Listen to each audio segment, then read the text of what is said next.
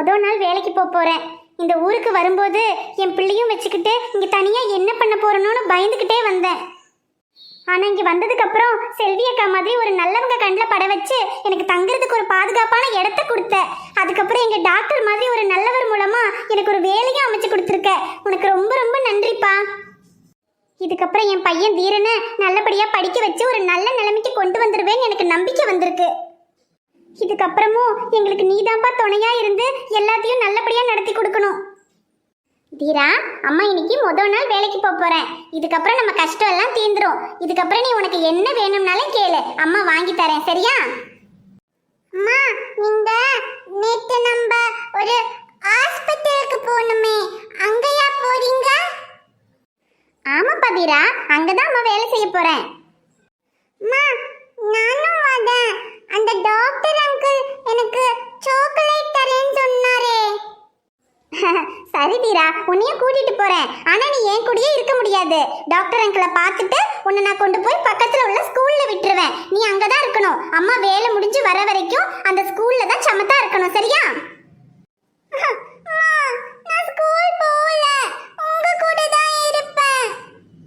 டேய் தீரா, இப்படி சொல்லாதடா. அம்மா வேலைக்கு போனா தானே உனக்கு வேண்டியதெல்லாம் வாங்கி கொடுக்க முடியும், உன்னை நல்லா படிக்க வைக்க முடியும். நீ இப்படி சொன்னேன்னா அம்மா எப்படிடா உன்னை விட்டுட்டு வேலைக்கு போவேன்? இங்க பாரு தீரா, நீ அழாம சமத்தா ஸ்கூல்ல இருந்தா தானே அம்மாவும் கவலைப்படாம வேலை செய்ய முடியும். நீ இப்படி அழுதுகிட்டே இருந்தேன்னா அம்மா எப்படிடா நிம்மதியா வேலைக்கு போக முடியும்? சரிம்மா, நான் அழ மாட்டேன். நான் ஸ்கூலுக்கு போறேன். நீங்க கவலைப்படாதீங்க. என் தங்கம், இங்க பாரு தீரா, நீ எப்பவும் சொல்லுவல்ல, நீ பெரியவனாகி நல்லா படிச்சு நல்லா வேலைக்கு போய் அம்மாவை பாத்துக்குவேன்னு. நீ ஸ்கூலுக்கு போனா தானே நல்லா படிச்சு பெரிய ஆளாக முடியும். சரிம்மா, நான் ஸ்கூலுக்கு போறேன்.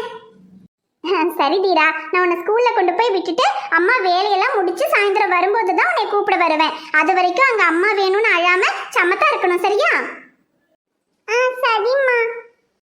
சரி, நம்ம முதல்ல ஹாஸ்பிட்டல் போய் டாக்டர் சாரை பார்த்துட்டு அதுக்கப்புறமா ஸ்கூலுக்கு போகலாம். இன்னைக்கு நீயும் முதல் நாள் ஸ்கூலுக்கு போறல்ல, அதனால சாமி கிட்ட நல்லபடியா ஸ்கூலுக்கு போய் படிக்கணும்னு வேண்டிக்க.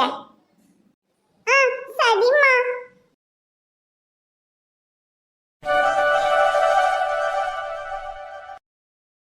கதிர்னே, அட வா அரவிந்த், எப்படின்னு இருக்கீங்க?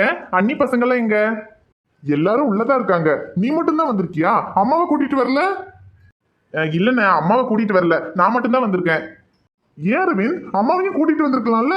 இதுக்கப்புறம் இங்கதான் போஸ்டிங், ஒரு வருஷம் இங்கதான் இருக்கணும்னு சொல்லிட்டு இருந்த. அப்ப அம்மாவை மட்டும் அங்க தனியா ஏன் விட்டுட்டு வந்த? கூட்டிட்டு வந்து இங்க எல்லாரும் ஒன்னாவே இருந்திருக்கலாம்ல? நான் கூப்பிட்டேண்ணே, ஆனா அம்மா அந்த கல்யாண விஷயத்துல இருந்து இன்னும் வெளியே வரல. அதையே நினைச்சு வருத்தப்பட்டுட்டு இருக்காங்க. இங்க வந்து எல்லாரோடையும் இருக்கிறதுக்கு கொஞ்சம் சங்கடப்பட்டுட்டு இப்ப வரல, கொஞ்ச நாள் போட்டும் அதுக்கப்புறமா வரேன்னு சொல்லிட்டாங்க. அதனால நான் மட்டும் தானே வந்தேன். சரி, பரவாயில்ல அரவிந்த், அம்மாவுக்கு வருத்தம் இருக்கத்தானே செய்யும். சரி, அவங்க மனசு எப்போ கொஞ்சம் சரியாகுதோ அதுக்கப்புறமா கூட வரட்டும், ஒன்றும் பிரச்சனை இல்லை. சரி, உள்ள வா. அரவிந்த், எப்படி இருக்க? அம்மா எப்படி இருக்காங்க? நான் நல்லா இருக்கேன். நீ அம்மாவும் நல்லா இருக்காங்க. நீங்க எப்படி இருக்கீங்க? பாப்பாங்கல்ல இங்க? ரெண்டு பேரும் உள்ள தூங்குறாங்க அரவிந்த். அப்புறம் நீங்க இதுக்கப்புறம் நீங்க தான் இருக்க போறீங்கன்னு மாமா சொன்னாரு. ஒரு வருஷத்துக்கு இங்கதான் வேலையாமே. ஆமா, நீ ஒரு கேஸ் விஷயமா இங்க கொஞ்சம் வேலை இருக்கு. அதனால எனக்கும் இன்னொருத்தருக்கும் இங்க போஸ்டிங் போட்டிருக்காங்க. அவர் அங்க போலீஸ் குவார்டர்ஸ்லயே தங்கிக்கிறேன்னு சொல்லிட்டாரு. நான் கதிரண்ண கிட்ட விஷயத்த சொன்னப்போ இங்க வீடு இருக்கும்போது எதுக்கு குவார்டர்ஸ்ல தங்கிக்கிட்டு இங்க வீட்லயே வந்து தங்குங்கன்னு சொன்னாரு. அதனாலதான் சரின்னு இங்கேயே வந்துட்டேன். ஆமா, பின்ன அரவிந்த், இங்க நமக்கு வீடு இருக்கும்போது நீங்க எதுக்கு குவார்டர்ஸ்ல போய் தங்கணும்? இங்க எவ்வளவு நாள் வேலை இருக்கோ அவ்வளவு நாள் இங்க நம்ம வீட்டுல தங்கினா போதும். சரி அண்ணி. ஏ தங்கம், அவரே ஊர்ல இருந்து வந்திருக்கிறாரு, அவரை நிக்க வச்சே பேசிக்கிட்டு இருக்கே. உள்ள கூட்டிட்டு போய் சாப்பிட ஏதாவது கொடு. ஐயோ ஆமா, நான் ஒருத்தி. வா அரவிந்த், உள்ள வா, சாப்பிடலாம். சரி அண்ணி. மாமா, எங்க மாமா கிளம்பிட்டீங்க? தங்கம், அது அரவிந்த் ஷமீரோட ஹாஸ்பிட்டலுக்கு போயிட்டு வரலான்னு சொல்றாரு. ஷமீரோட ஹாஸ்பிட்டலுக்கா? எதுக்கு மாமா? அன்னைக்கு மண்டபத்துல இருந்து அவங்கள அனுப்பி வச்சதுக்கு அப்புறமா அவங்க கிட்ட எதுவும் பேசலல்ல. அவங்க எப்படி இருக்காங்க என்ன ஏதுன்னு எதுவுமே தெரியல. சக்தி கிட்ட கேட்டப்போ அவங்க ஷமீரோட வீட்டுல தான் இருக்காங்க, எந்த பிரச்சனையும் இல்லைன்னு சொன்னாரு. இருந்தாலும் நம்ம போய் விசாரிக்கணும்ல, ஐஷு எப்படி இருக்கான்னு தெரியணும்ல தங்கம். அதான் சரி, அரவிந்த் அங்க ஹாஸ்பிட்டலுக்கு போறேன்னு சொன்னப்போ நானும் வரேன்னு சொன்னேன். நானும் கூட போய் ஷமீர் கிட்ட என்ன ஏதுன்னு விசாரிச்சுட்டு வரேன். சரி மாமா, நேரில் போய் விசாரிக்கிறது நல்லது தான். நீங்கள் போய் அவர்கிட்ட என்ன ஏதுன்னு கேட்டுட்டு வாங்க. அதுக்கப்புறமா ஐஷு கிட்ட பேச முடியுமா, அவர்கிட்ட ஃபோன் ஏதாவது இருக்கா, நம்பர் ஏதாவது இருக்கான்னு கேட்டுட்டு வாங்க. எனக்கும் அவர்கிட்ட பேசணும் போல இருக்கு மாமா. சரி தங்கம், நான் போய் ஷமீர் கிட்ட பேசி ஆயிஷு கிட்ட பேச முடியுமா என்ன ஏதுன்னு கேட்டு பார்க்குறேன். சரி மாமா, சரி பார்த்து போயிட்டு வாங்க. சரி தங்கம், நான் வரேன்.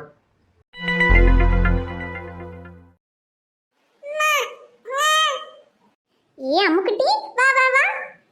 என்னடா அம்மாவை காணோன்னு தேடிட்டு வந்துட்டியா? வா.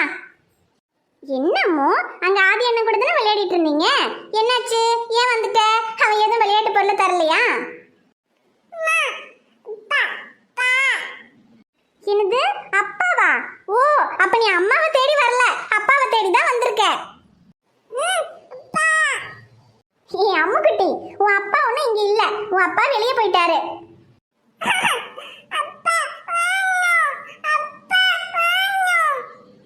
என்னது, அப்பா வேணுமா? அம்மோ, அப்பா இப்பதாண்டி வெளியே போனாரு, அவர் வர கொஞ்சம் நேரம் ஆகும், அப்புறமா வந்துருவாரு. அது வரைக்கும் போய் அண்ணன் கூட விளையாடு, வா.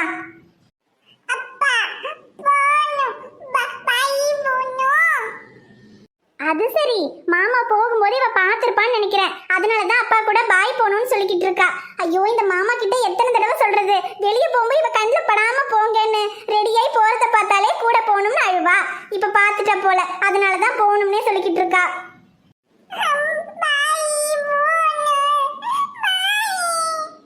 ஐயோ, இனி மாமா வர்ற வரைக்கும் பாய் போகணும்னு அழுதுகிட்டே இருப்பா. இவளை எப்படி சமாளிக்க போறனோ தெரியல. அம்முக்குட்டி, இங்க பாருடா, உனக்கு பாய் தானே போகணும். இப்ப ரொம்ப வெயில் அடிக்குதுமா, இப்ப வெளியே போக முடியாது. நம்ம சாயந்தரமா வெளியே போலாம், சரியா? ஐயோ, சரி சரி, அழக்கூடாது, அப்பா வந்துருவாரு. நீ வா, முதல்ல உனக்கு பாலை கொடுத்து தூங்க வைக்கிறேன். தூங்கி எந்திரிச்சதுக்கு அப்புறமா அம்மா உன்னை வெளியே கூட்டிட்டு போறேன்.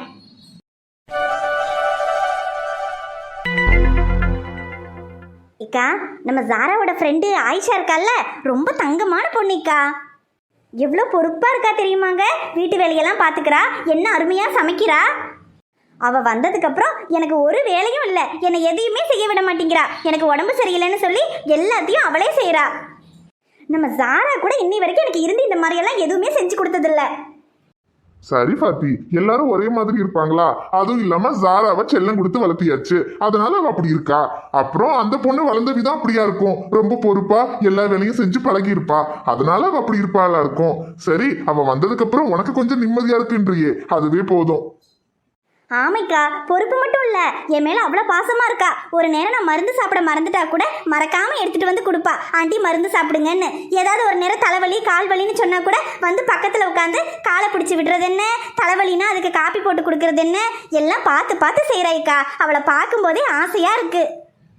ஆனால் என்ன, இன்னும் 2 மாதம்தான் அவன் நம்ம வீட்டில் இருப்பான்னு நினைக்கும் போது கஷ்டமாக இருக்குங்கக்கா. 2 மாதத்துக்கு அப்புறம் அவள் ஊருக்கு போயிடுவாள்ல. என்ன பாத்தி, அதுக்கு என்ன பண்ண முடியும்? அவ 2 மாசம் கழிச்சு அவ ஊருக்கு போகாம இங்கேயே இருக்க முடியும். இருந்தா என்னைக்கா? என்ன சொல்ற பாத்தி? ஆமைக்கா, நான் சொல்றேன்னு தப்பா நினைச்சுக்காதீங்க. அந்த பொண்ணுக்கும் யாரும் இல்லை, அவளே இங்கே யாரும் இல்லைங்கிறதுக்காக தான் ஊருக்கு போறேன்னு சொல்றா. பேசாம நம்ம ஷமீருக்கு ஆயிஷாவை கல்யாணம் பண்ணி வச்சுட்டா என்ன, அப்ப அவ நம்ம வீட்லயே இருப்பாள்ல. என்ன சொல்ற பாத்தி? ஷமீருக்கு ஆயிஷாவை கல்யாணம் பண்ணி வைக்கிறதா? அந்த பொண்ணு யாரு என்ன எதுவுமே தெரியாது. சாரோட ஃப்ரெண்டு ஒரு கொஞ்ச நாளைக்கு இங்க இருக்கட்டும்னு தான் இங்க இருக்க வச்சது. அவளை எப்படி ஷமீருக்கு கல்யாணம் பண்ணி வைக்க முடியும்? என்னங்கக்கா, அவ அம்மா அப்பா இறந்துட்டாங்க, அவளுக்கு வேற யாரும் இல்லைன்னு தானே சாரா சொன்னா. அப்புறம் அவ குடும்பத்து ஆளுங்கெல்லாம் எப்படி இருந்தா அதை பத்தி நமக்கு என்ன? நம்ம அந்த பொண்ணை மட்டும் பார்த்தா போதும்ல. அந்த பொண்ணு முஸ்லீம் தான், ரொம்ப நல்ல பொண்ணு, பொறுப்பான பொண்ணா இருக்கா. இதுக்கு மேல வேற என்னைக்கா வேணும்? எப்படியும் ஷமீருக்கு ஒரு பொண்ணை பார்த்து கல்யாணம் பண்ணி தான் வைக்கணும். நம்ம அவனுக்கு பார்க்குற பொண்ணு ஆயிஷா அளவுக்கு பொறுப்பாகவும் நம்ம மேலே பாசமாகவும் இருப்பாளான்னு நம்மளால சொல்ல முடியாது. இப்படிப்பட்ட பொண்ணை நம்ம கூடயே வச்சுட்டு நம்ம எதுக்குங்க ஷமீருக்கு வேற பொண்ணை பார்க்கணும்? நீ என்ன பாத்தி சொல்ற? சரி, அப்படியே இருந்தாலும் ஆயிஷாவை கல்யாணம் பண்றதுக்கு ஷமீர் ஒத்துக்கணும்ல. ஏங்க, அதெல்லாம் ஒத்துக்குவான். அவனை ஒத்துக்க வைக்க வேண்டியது ஏன் பொறுப்பு. நீங்க உங்களுக்கு சம்மதமான மட்டும் சொல்லுங்க. இதுல நான் சம்மதிக்கிறதுக்கு என்ன இருக்கு பாத்தி? எனக்கு வேண்டியது ஷமீருக்கு ஒரு நல்ல முஸ்லீம் பொண்ணா பார்த்து கல்யாணம் பண்ணி வைக்கணும், அவ்வளவுதான். அதுக்கு மேல எனக்கு வேற எதுவுமே தேவையில்லை. ஷமீருக்கு ஆயிஷாவை கல்யாணம் பண்ணிக்கிறதுக்கு சம்மதம்னா தாராளமா பண்ணி வைக்கலாம். ஐயோ, நிஜமா வைக்கா சொல்றீங்க? ரொம்ப சந்தோஷமா இருக்கு. ஷமீர் எல்லாம் ஒத்துக்குவான். அவனை நான் எப்படியாவது சம்மதிக்க வச்சிருவேன். ஆனா என்ன, ஆயிஷா கிட்ட தான் ஷமீரை கட்டிக்கிறதுக்கு சம்மதமானு கேட்கணும். அத முதல்ல கேளு பாத்தி. அந்த பொண்ணுக்கு ஷமீரை கட்டிக்க விருப்பமான முதல்ல கேளு. ஏன்னா அந்த பொண்ணுக்கு விருப்பம் இல்லாம நம்ம எதுவும் பண்ண முடியாது. நீ அந்த பொண்ணுகிட்ட கேட்டுட்டு சம்மதம்னா அதுக்கப்புறம் ஷமீர் கிட்டயும் பேசு. 2 பேருக்கும் சம்மதம்னா கல்யாணம் பண்ணி வச்சிருவோம். சரிங்கக்கா, நான் முதல்ல போய் ஆயிஷா கிட்ட கேட்கறேன். அவ சம்மதிச்சிட்டானா அதுக்கப்புறமா ஷமீர் கிட்ட பேசி சம்மதிக்க வச்சிருவேன். சரி சரி.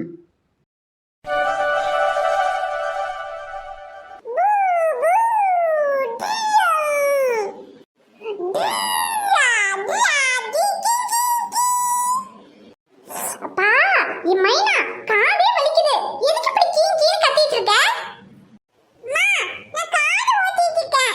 காது ஓட்டும்போது ஆரம் நடிக்கணும் இல்ல? ஆரம் நடிச்சாதானே ஆரம் குடிக்க வராம இருப்பாங்க. ஆமா, இவ பெரிய ஹைவேல கார் ஓட்டிக்கிட்டு இருக்கா. யாரும் குறுக்க வராம இருக்கணும். என் மைனா ஓட்டுறது பொம்மை காரு.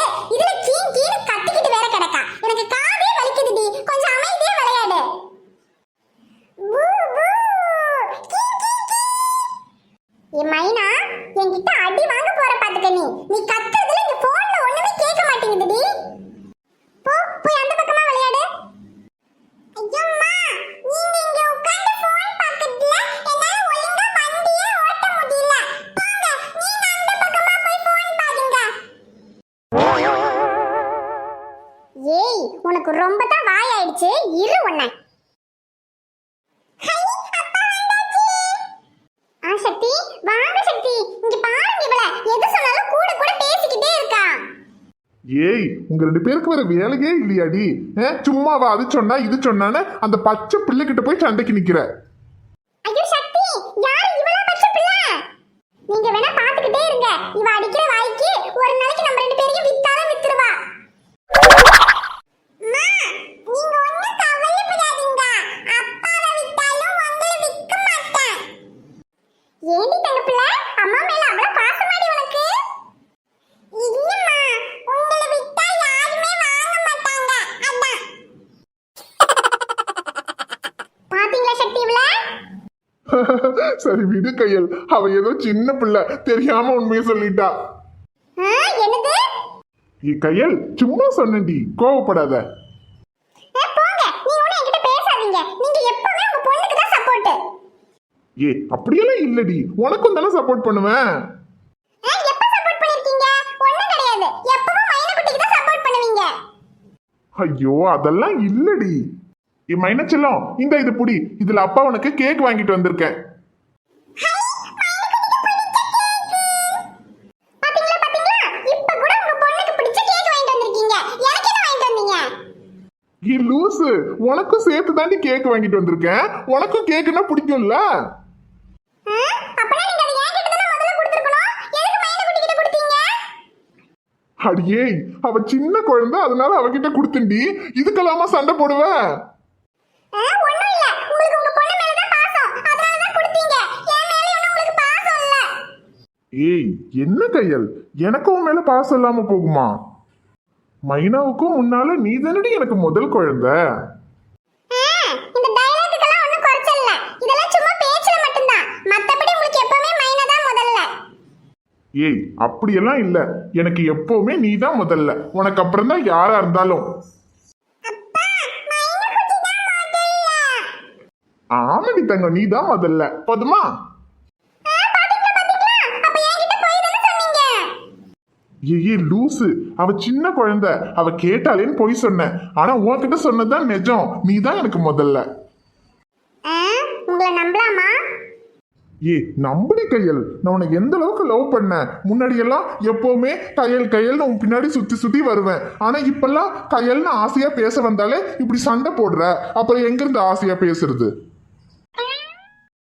ஐயோ சாரி சக்தி, நான் தான் உங்களை புரிஞ்சுக்காம சும்மா கோவப்பட்டுக்கிட்டே இருந்துட்டேன். என்னை மன்னிச்சிருங்க.